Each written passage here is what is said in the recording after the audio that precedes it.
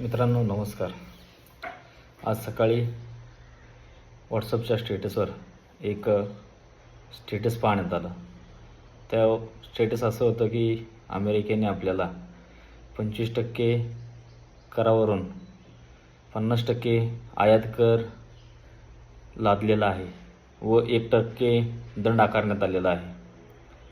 खऱ्या अर्थानं आपल्या देशाच्या विरोधात जो देश जाईल त्या देशाच्या विरोधात आपल्या देशातील नागरिकांनी उभं राहणं खऱ्या अर्थानं गरजेची गोष्ट आहे.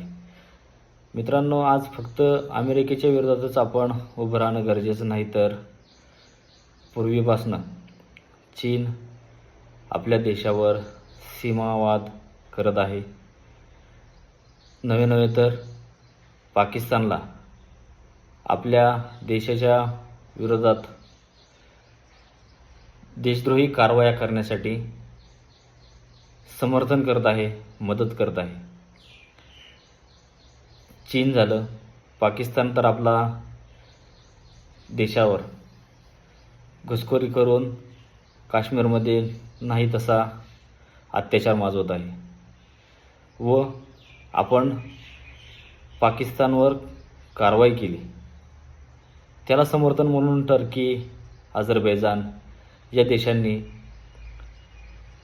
पाकिस्तानला समर्थन केलं व आपल्या देशाच्या विरोधात उभे राहिले. त्याचप्रमाणे बांगलादेशी आपल्या देशात कोणत्या ना कोणत्या मार्गाने घुसखोरी करतायत, आपल्या देशात येऊन आपल्या देशाचं नुकसान करतायत. या देशांना आपल्यासारख्या सर्व नागरिकांनी विरोध करणं गरजेचं आहे. देश पातळीवर खऱ्या अर्थानं या देशांना विरोध करता येणार नाही, कारण देशांचे अंतर्गत करार झालेले असतात. आपल्या देशातील काही गोष्टी त्या देशामध्ये जात असतात, त्या देशातील काही गोष्टी आपल्या देशात विक्रीसाठी येत असतात. या निमित्तानं आपण एखाद्या गोष्टीवर न वापरण्याचा विचार केला आणि ती गोष्ट वापरायची आपण जर सोडून दिली तर ती वस्तू आपल्या देशात येण्याचं बंद होईल व त्या देशाचा आर्थिक नुकसान होईल.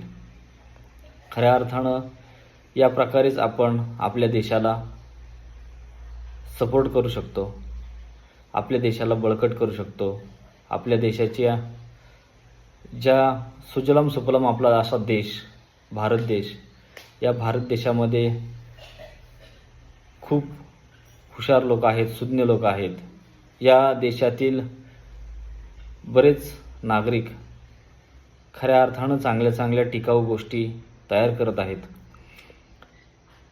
हाताने बनवलेल्या गोष्टी तयार करत आहेत. या सर्व गोष्टींचा विचार करून आपण आपल्या देशाला बळकट बनवण्याचं काम करावं, हीच एक अपेक्षा.